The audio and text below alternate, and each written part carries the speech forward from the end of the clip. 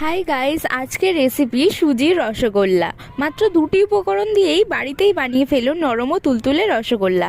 প্রথমেই কড়াইতে ঘি দিয়ে দেব। ঘিটা যখন গলে আসবে তখন তার মধ্যে 1 কাপ সুজি ও 1 কাপ চিনি দিয়ে খুব ভালোভাবে নাড়াচাড়া করে নেব ও তারপর 2 কাপ দুধ ও সামান্য লবণ ও ময়দা দিয়ে নাড়াচাড়া করে একটা ডো বানিয়ে নিতে হবে।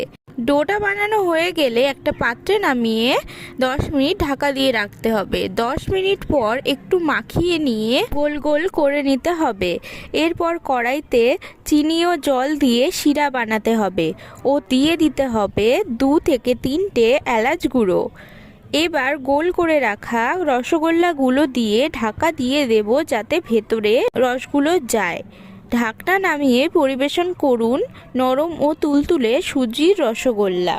লাইক, কমেন্ট ও সাবস্ক্রাইব করতে ভুলবেন না। টাটা।